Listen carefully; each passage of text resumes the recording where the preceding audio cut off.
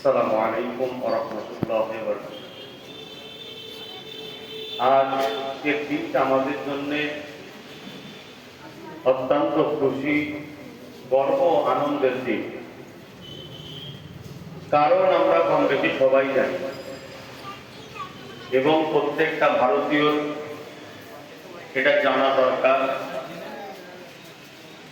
তাই প্রতি বছরে এই দিনে পুরো দেশ জুড়ে নিজ নিজ দায়িত্বে নিজ নিজ এলাকায় যার যার যেরকম স্বার্থ আছে সেই স্বার্থ অনুযায়ী তারা এই দিনকে খুশির দিন হিসাবে, গর্ব আনন্দের দিন হিসাবে উদযাপন করে আসছে।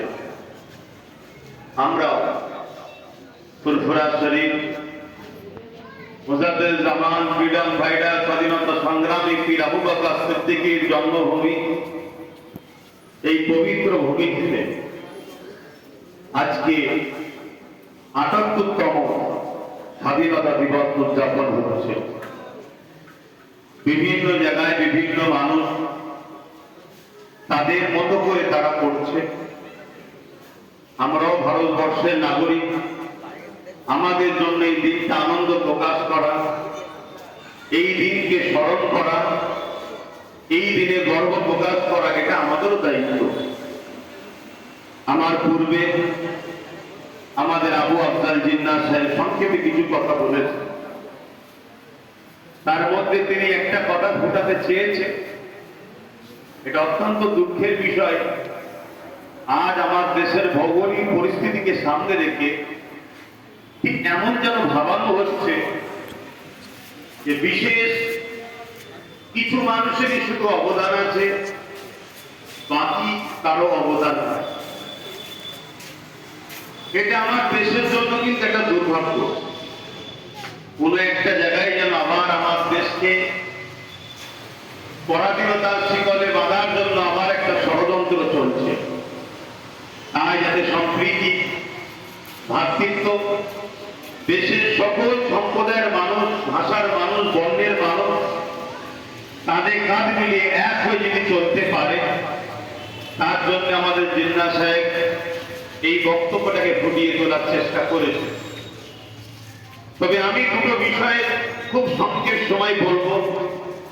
প্রতি বছরই আলোচনা হয়, আজ আমি প্রতি বছরে করে আসছি। শিশুবেলা থেকে স্কুলে যখন পড়াশোনা করতাম, সকাল সকাল সেজে গুলে যেতাম। আমাদের স্যারেরা, আমাদের দিদিমণিরা, তারা ছোটবেলায় আমাদের ঘরে যে পতাকা উত্তোলন করত, সে একটা আনন্দ ছিল। তারপরে যখন একটু বড় হলাম, স্কুলের পাশাপাশি নিজেকে সুন্দর চরিত্রের অধিকারী করার জন্য যে আদর্শ শিক্ষা, রাসূলের আদর্শ, কেন কোরআনে বলেছেন ইন্নাকা লাআলা খুলুকিন আযীম, সবথেকে উত্তম চরিত্রওয়ালা মুহাম্মদ রাসূল। তাই যখন সেদিকেও গেলাম, আমাদের মাদ্রাসার মুহাদ্দিস হুজুরগণ, উস্তাদ হযরতগণ, তিনারাও আমাদের ঘরে নিয়ে এই প্রতি বছর এই 15ই আগস্ট স্বাধীনতার পতাকা উত্তোলন করে আনন্দ খুশি কিভাবে উদযাপন করতে হয় সে শিক্ষাও আমাদের ঘরে দিয়ে আসছে। সেই শিক্ষায় শিক্ষিত হয়ে যেভাবে দেশের পতাকাকে শ্রদ্ধা সম্মান করা দরকার, হয়তো ততটুকু করে উঠতে আমরা পারি না, তারপরও চেষ্টার কোনো ত্রুটি রাখি না। প্রতি বছরই আলোচনা হচ্ছে, আজকেও হবে। এদেশের স্বাধীনতার কি ইতিহাস কম বেশি আমরা জানি, তবে হ্যাঁ, অনেক ইতিহাসকে চেপে দেওয়া হয়েছে। এই চাপার পিছনে একটা বিরাট ষড়যন্ত্র আছে।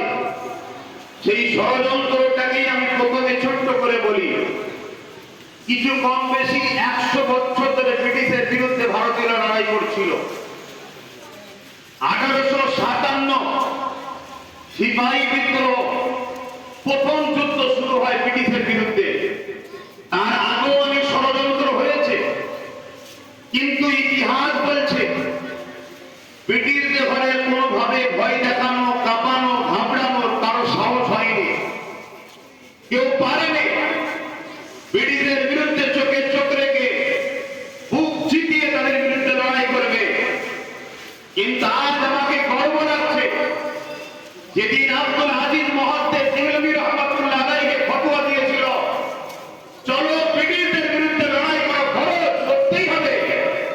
সেই দিন কিন্তু ব্রিটিশের পা কেঁপেছিল, ব্রিটিশের হৃদয়ের মধ্যে কম্পন শুরু হয়েছিল। কেন ইংরেজ হতে পারে তারাও জানে মোস্তফা জানের রহমতের গোলামরা এরা যখন কোন কাজকে ধরে এই কাজের মধ্যে কোনো বেঈমানি কোনো মুনাফিকি রাখে না, তারা তার শেষ নিজেদের জীবনকে দিয়ে হলেও করে দেখায়। আমার বলার উদ্দেশ্য এটা, আজ কিন্তু আমরা যারা মাদ্রাসা তোলাবা, আজ যারা আমরা মোস্তফা জানের রহমতের অনুসারী, কোন একটা জায়গায় যেন আমরা আমার দেশকে, দেশের উপরে যে দায়িত্ব, দেশকে যে দেখার আমাদের যে দায়িত্ব, দেশের সার্বভৌমত্বকে নিরাপদে রাখার যে দায়িত্ব, দেশের বিচার ব্যবস্থা ঠিকভাবে চলছে কিনা সেদিকে খেয়াল করার যে দায়িত্ব, দেশের অর্থনীতি, সমাজনীতি, দেশের মানুষের এডুকেশন নীতি, দেশের মানুষের বসবাসের যে ব্যবস্থা, সমস্ত দিকটা যে আমাদের দেখার যে একটা দায়িত্ব আছে, সেই জায়গায় কোনো এক জায়গায় যেন আমাদের ভাটা পড়ছে। তাই আমি আব্দুল আজিজ মুহাদ্দিস দেহলভী হুজুরের প্রথম কথাটা বললাম। আর আমাদের এই গাফলতির কারণে আবার কিছু স্বার্থপর মানুষ আমার দেশকে আবার লুটতে শুরু করেছে। অ্যাকচুয়ালি ব্রিটিশরা কি করত? 200 বছর ধরে ভারতবর্ষকে লুটেছে। ভারতবর্ষের কাঁচা মালকে তাদের বিদেশে রপ্তানি করেছে। ভারতবর্ষের মানুষের রক্তকে, ব্লাডকে সিরিঞ্জে দিয়ে টেনে সেদিকে বিদেশের ব্লাড ক্যাম্পে সেগুলোকে তারা জমা করেছে। তাদের মূল লক্ষ্য ছিল আমার মাতৃভূমি, আমাদের মাতৃভূমি, যেটা আমাদের মায়ের মতো, আমাদের মাকে তারা 200 বছর ধরে লুটেছে, বলাটা আমার ভুল হবে না। আবার আমাদের গাফলতির জন্য, আমি আবার বলছি, আমাদের গাফলতির জন্য কোন একটা জায়গায় যেন মনে হচ্ছে আবার কেউ কেউ আমার মাতৃভূমিকে লুটতে শুরু করেছে। দেখুন, স্বাধীনতার দিন আসছে, পতাকা উত্তোলন হচ্ছে, স্বাধীনতার বিষয়ে বিভিন্ন আলোচনা হচ্ছে, মনীষী যারা জীবনকে উৎসর্গ করেছে তেনাদের নিয়ে আলোচনা হচ্ছে, সবটাই হওয়া দরকার। কিন্তু আমরা নতুন করে যদি আমার দেশের উপরে কখনো বিজনেসের নামে বা ব্যবসায়ের নামে, যেমন সেদিন ইস্ট ইন্ডিয়া কোম্পানি বিজনেসের নামে আমার দেশে ঢুকে দেশকে গোলাম বানিয়েছিল, আজকেও যেন কিছু কোম্পানি আমার দেশকে গোলাম বানাতে চাইছে। আশা করছি আপনারা বুঝছেন। নতুন করে যদি আমার দেশকে আবার, আমাদের মাতৃভূমি, আমাদের মাকে যদি আবার গোলামীর শিকল দিয়ে বাঁধে, তাহলে তো নতুন করে লক্ষ লক্ষ ওলামাদের জীবন লাগবে। কিন্তু কোন এক জায়গায় যেন ওলামারা বা আমার আলেম সমাজ দেশের যে দায়িত্ব, সে দায়িত্ব থেকে কিন্তু আমরা পিছিয়ে যাচ্ছি। আমরা যেন মনে করছি ইসলাম আমাদেরকে শুধু বলেছে মসজিদে থাকো, ইসলাম যেন আমাদেরকে শুধু বলেছে তোমরা দরুদ শরীফ পড়ো আর যে খানকা শরীফে বসে জিকির করো। এটা যেমন দায়িত্ব দিয়েছে, ইসলাম তো আমাদেরকে এটাও বলেছে তোমার মাতৃভূমি, তোমার হুকুম বচন, তোমার দেশকে ভালোবাসা, তোমার দেশের সার্বভৌমত্বকে নিরাপদে রাখা, এটাও তো আমাদেরকে বলেছে। সেই জায়গা থেকে যেন আমাদের গাফলতি হচ্ছে। তাই আমার বলার উদ্দেশ্য, এই জায়গাতে আমাদেরকে আগিয়ে আসতে হবে। শুধু স্বাধীনতার দিন আসলো, পতাকা তুলে দিলাম, দেশের জনগণ গাইলাম, দেশের যারা দেশের জন্য জীবন দিয়েছে সেই স্বাধীনতা সংগ্রামীদের কিছু জীবনী বলে দিলাম, আর দেশপ্রেমিক হয়ে গেল। এটা ঠিক যেন কেমন লাগছে, মাফ করবেন যদি আমার কথা আপনাদের কাউকে আঘাত লাগে। আমি আঘাত দিবার উদ্দেশ্যে বলছি না, আমি দেশকে ভালোবাসার স্বার্থে বলছি। আমার মনে হয় 365 দিন প্রত্যেকটা মানুষ যেমন খাবার প্রয়োজন হয়, সংসারের কথা ভাবার প্রয়োজন হয়, নিজের জীবনের কথা ভাবার প্রয়োজন হয়, তার পাশাপাশি প্রতিটা মানুষের 365 দিন নিজের দেশের কথা ভাবা দরকার। তবে সে একজন প্রকৃত দেশপ্রেমিক, প্রকৃত দেশের নাগরিকের হক আদায় করতে পারলো। আমার মনে হয় এই মনের কথাটা আপনাদের কাছে রাখছি। আসুন, অবশ্যই সেই দিনকে আমাদের স্মরণ করা দরকার, যেটা 1947 15ই আগস্ট। আমরা যে দিনটা ব্রিটিশ হুকুমতের 200 বছরের কালো ভাবা থেকে আমাদের মাতৃভূমিকে আজাদ করতে পেরে আমরা আমাদের সম্মান ভালোবাসার প্রতি পতাকা, এই তেরঙ্গা পতাকা উত্তোলন করতে পেরেছিলাম। কিন্তু 1857 সিপাহী বিদ্রোহের সময় যেভাবে আমার দেশের ভারতের মানুষের মহানায়কদের জীবন কুরবান হয়েছিল, সেই দিনকেও আমাদের স্মরণ করা দরকার। একের পর একভাবে লড়াইয়ের মধ্যে দিয়ে বহু মায়ের পর বহু ভারতের বীর সন্তানেরা নিজেদের জানকে বাঁধিয়া দিয়ে একটার পর একটা দিন কাটিয়ে কাটিয়ে 1947 সালে আমার দেশকে গোলামি থেকে আজাদ করেছে। আমাদের জন্য গর্ব আনন্দের বিষয়। তাই আমাদের এটি মনে রাখা দরকার, শত শেষ স্বাধীন সিরাজউদ্দৌলার কথা মনে রাখা দরকার, নবাব সিরাজউদ্দৌলার কথা স্মরণ করা দরকার। পাশাপাশি আমরা সেই মানুষ থেকে ভুলে যাচ্ছি যাকে বাঘের মতো করে ব্রিটিশরা ভয় করত, টিপু সুলতান কেনার নাম।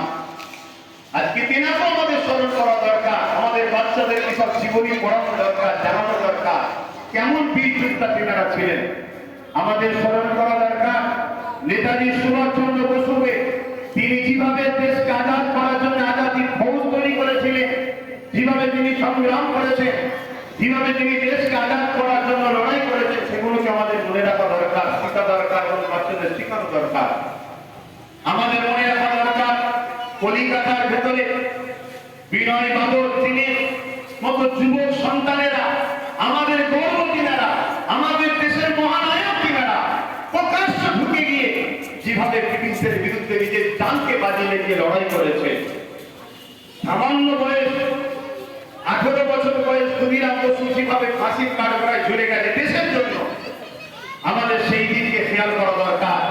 পাশাপাশি একজন হাফেজে কোরআন, হাফেজ কিকমির সাহেব, একজন হাফেজে কোরআন হয়ে নিজের মাতৃভূমির জন্য কিভাবে বাঁশের কেল্লা তৈরি করেছে, সেই কেল্লার মধ্যে দিয়ে কি করে দেশকে স্বাধীন করা যায় লড়াই করেছে, তেনাকেও স্মরণ করা দরকার।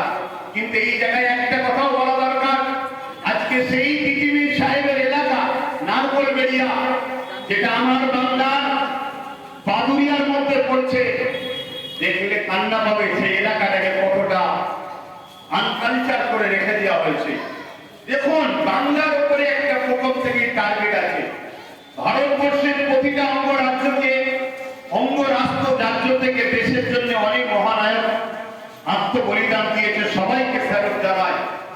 কিন্তু বাংলা যেভাবে সন্তান দিয়েছে, সেই সন্তানটা অন্য কেউ দিতে পারেনি।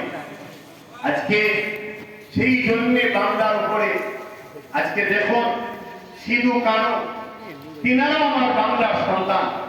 তিনারাও যেভাবে বিরসা মুন্ডা ভুল আন্দোলন করেছিল, যেভাবে আন্দোলন করেছে ব্রিটিশদের বিরুদ্ধে, সেগুলো বলার মতো নয়। তো যাক, আমার বলার উদ্দেশ্য, এই দিন আসবে, আমরা এই দিন যাবে, আবার বছর ঘুরে আসবে, আমরা উদযাপন করব। কিন্তু এই উদযাপনের মধ্যে দিয়ে আমার মনে হয় একটা ছোট্ট জিনিস আমাদের পরের জেনারেশনকে দেওয়া দরকার, সেটা হলো নাই, যেমন নিজের ভালোর জন্য তুমি সব করতে পারো, নিজের মাতৃভূমির জন্য তুমি সব করো। প্রয়োজন হলে তোমার বুকের তাজা খুনটাকে ফেলে দিতে হয়, তুমি ফেলে দাও। কিন্তু তোমার মাতৃভূমির গাদ্দারি যারা করবে বা তোমার মাতৃভূমির যারা ক্ষতি করবে, তাদের বিরুদ্ধে তুমি সংগ্রাম চালিয়ে যাবো, তাদের থেকে তুমি পিছিয়ে এসো না।